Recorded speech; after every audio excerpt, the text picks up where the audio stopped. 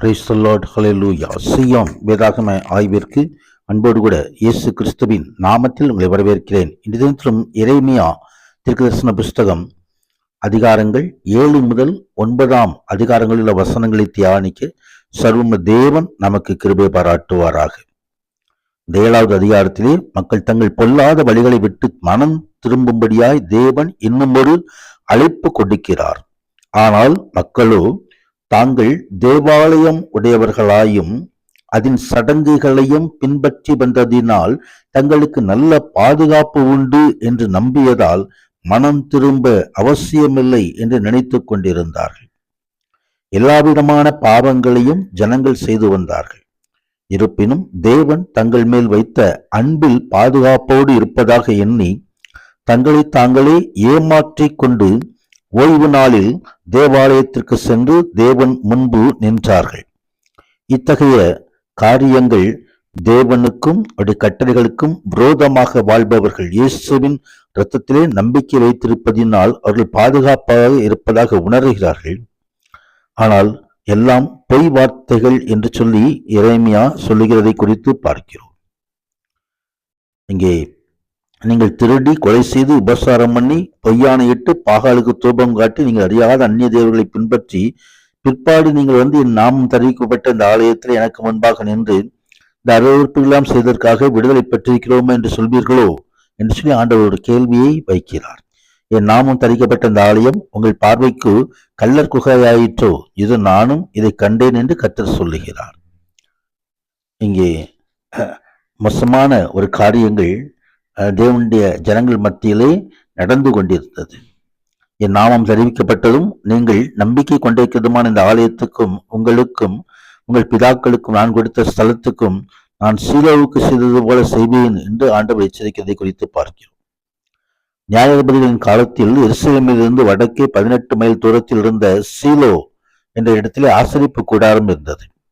ஜனங்களின் பாவங்களினால் சீலோ அழிக்கப்பட்டது என்று சொல்லி எரேமியா கூறுகிறதை இங்கே காண முடியும். தங்களுடைய பாவ வழிகளை மக்கள் மாற்றிக்கொள்ளாவிட்டால் அதே நிலைமைதான் எருசலேமுக்கும் காத்திக் கொண்டிருக்கிறது.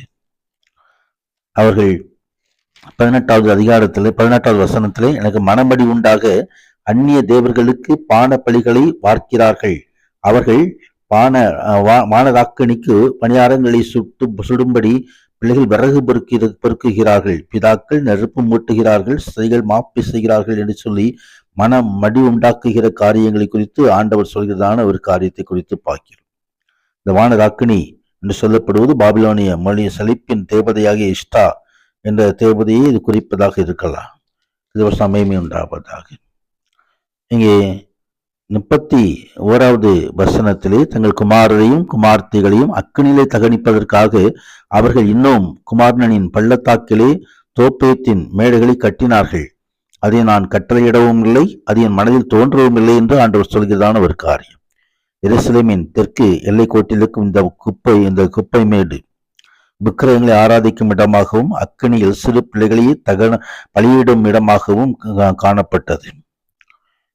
மோசே நியாயப்பிரமாணத்தின்படி இந்த வழக்கம் கண்டிப்பாக விளக்கப்பட்டிருக்கிறது.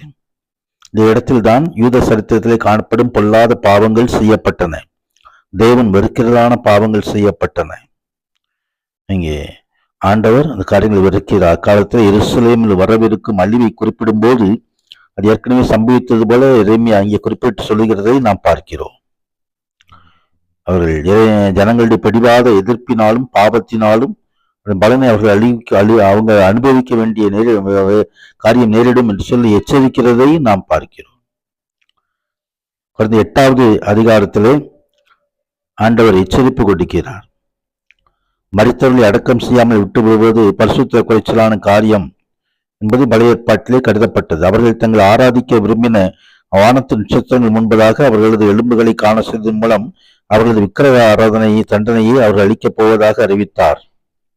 தேவனுடைய நியாயத்தை மக்கள் அறியாதிருந்தார்கள். தேவனது வார்த்தையை புரட்டி பொய்யான செய்திகளை அவர்களது தலைவர்கள் அவர்களுக்கு கொடுத்து கொண்டிருந்தார்கள். நியாயத்தீர்ப்பு பெறாதபடிக்கு பாவம் செய்யலாம் என்று உறுதியாய் அவர்கள் நம்பிக்கொண்டிருந்தார்கள்.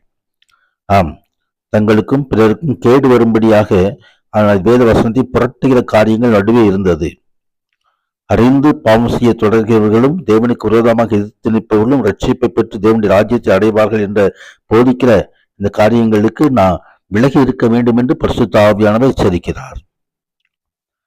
விசுவாச மறுதளிப்பின் முன்னேறி சென்ற ஜனங்கள் மனம் திரும்ப முடியாத நிலையை எட்டிவிட்டார்கள் என்பதை இங்கே 14வது வசனம் சுட்டி காட்டுகிறது.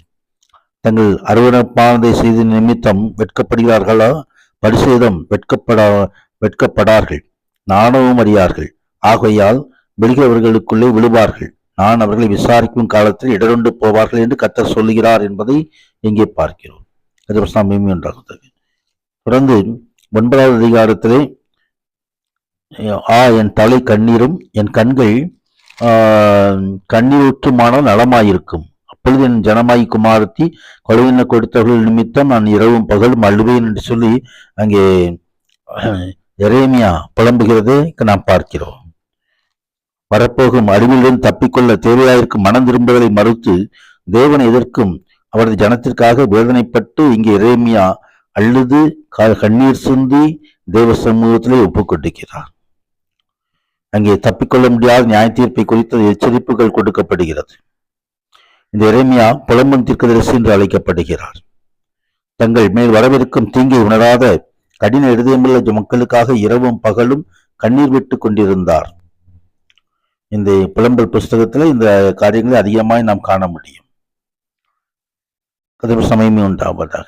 இந்த 24வது வசனத்திலே மேன்மை பாராட்டுகிறவன் பூமியிலே கிருபையையும் நியாயத்தையும் நீதியும் செய்கிற கர்த்தர் தான் என்னை அறிந்து அதை உணர்ந்து அது மேன்மை பாட்டு கடவன் என்று கர்த்தர் சொல்கிற காரியத்தை குறித்து பார்த்து வசனங்களை நாம் தியானிக்கும் பொழுது சர்ம தேவன் நம்மோடு இருந்து மகிமையான காரியங்களை செய்தவராக பரிசுத்த நாமத்துக்கு மகிமை உண்டாவதாக. ஆமேன், ஆமேன்.